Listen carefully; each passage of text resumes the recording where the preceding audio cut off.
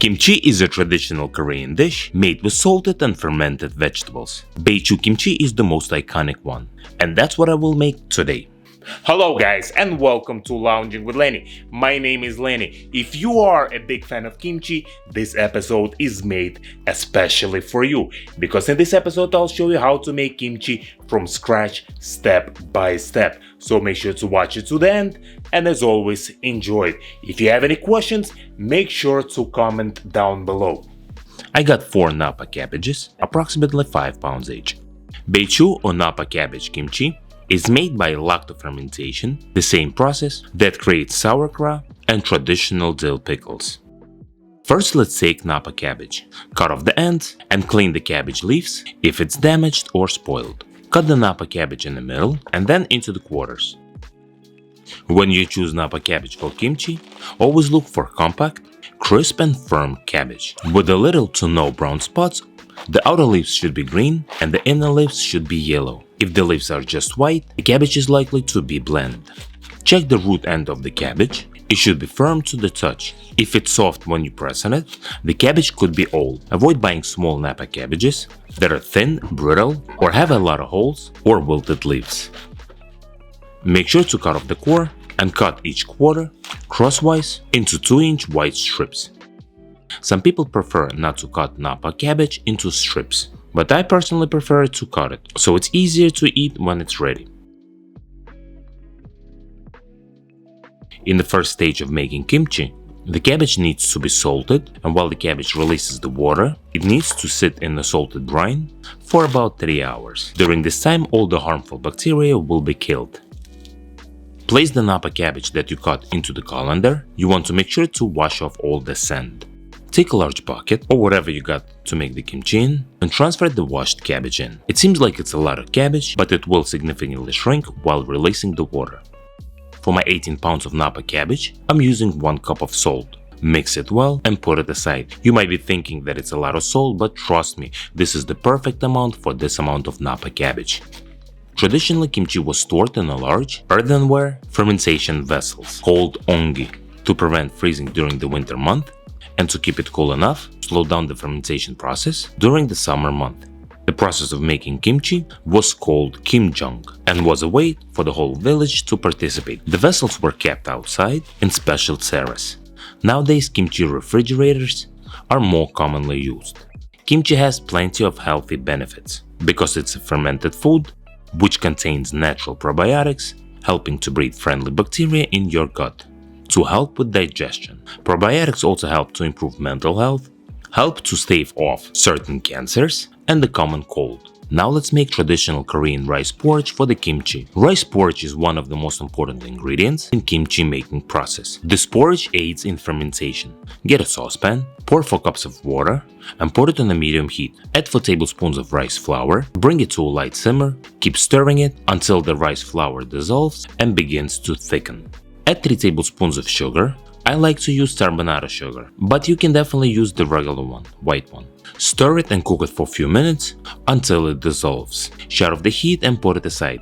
Make sure to cool it down completely. Now let's prep other ingredients. For the kimchi, I always like to use daikon. Take a large daikon, approximately 2 pounds, peel it and cut it into matchsticks. While nappa cabbage kimchi is the most popular one, there are over 200 varieties of kimchi, including radish kimchi and water kimchi. Put daikon into the bowl and put it aside. Take 2 medium-sized carrots, peel them and cut it into matchsticks as well. Koreans have been eating kimchi for over 1500 years, with early versions to the 3 Kingdoms period. Different types of kimchi are made depending on the season. For example, summer kimchi is often lighter and less fermented, while winter kimchi is made for long-term storage. Kimchi was first made to preserve vegetables for future consumption, especially during colder months when vegetables were scarce. 1.5 hours passed and you can already see how much water released. Mix it a little and put it back aside for another 1.5 hours. Take about 10 scallions and cut it fine. Put it into the bowl and put it aside. Get 2 onions, roughly cut them in quarters and put it aside.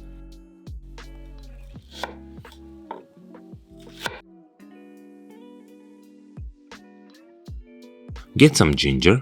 I got 2 pieces approximately 2 inches each, and roughly cut it. Now take food processor, add onions in, about 40 garlic cloves. Sounds like we have a lot of garlic, but remember that this is the ideal amount for this amount of napa cabbage.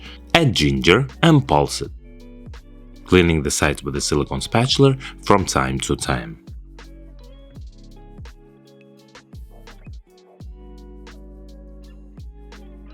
And you should get the paste just like that.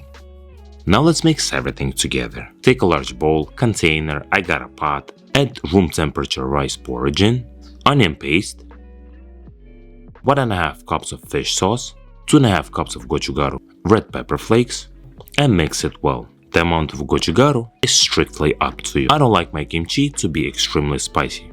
I do it mild, so you can adjust it by your taste. Add daikon, carrots, scallions, and mix everything together well.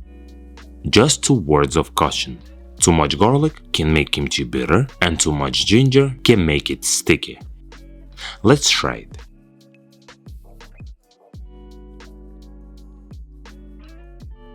For me, the flavor is perfect. 3 hours passed. Make sure to wash napa cabbage well and drain it, even squeeze it, to get rid of excess water. Remove the cabbage to another container, leaving some at the bottom of your container. We will add the spice mixture gradually. Add some of the mixture and mix it well. Then add more cabbage and more mixture on top. Like that, we are making sure that all napa cabbage is covered with spice mixture. Using your hands, gently work the mixture into the cabbage until it's thoroughly coated. I recommend to use the gloves to protect your hands. To make enough kimchi to last for at least 3 months and up to a year, families gathered to have enough labor to process hundreds of napa cabbages. It was also an event where people would share, chat, and gossip. And often where women first learned how to make kimchi. At the end of the process, the families gather for the small party to sample the newly made kimchi before it ferments, a treat that is only enjoyed on that day.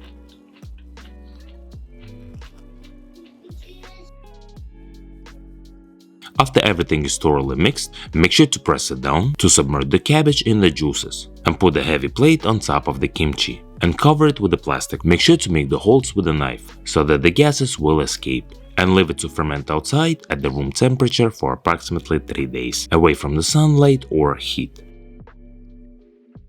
During the second stage of making kimchi, the remaining lactobacillus bacteria, good bacteria, converts sugars into lactic acid, which preserves the vegetables and gives them that wonderful tangy flavor. Typically by 3rd day, when kimchi has reached desired level of pungency and taste, it's time to put it into the jars and store it into the refrigerator. Kimchi will release more liquid as it sits and bubbles will start forming. Keep in mind that the kimchi juice ferments faster than the cabbage. As it ferments, kimchi salt level, flavor and texture will change throughout the fermentation process. You can definitely keep it even for a year, but at that point, it becomes more sour and the texture changes as it sits for a long time. Even in the refrigerator, kimchi will continue to ferment, but at a slower pace. All the kimchi is better to cook into something rather than served as is. When transferring kimchi into the jars, make sure to press on it and add some liquid into the jar to make sure that the kimchi is submerged into the juices. It needs to remain sitting, covered in its own juices, for proper storage. Kimchi is a key ingredient in Korean cuisine. It accompanies nearly every meal in Korea. Usually it goes as a side dish to the rice and soup, but many add it into stir-fries, stews, cold kimchi jjigae, by the way my favorite one, even as a burger topping, and with a grilled cheese sandwich. My delicious kimchi is ready. Enjoy it and let me know down in a comment which kimchi you prefer the best.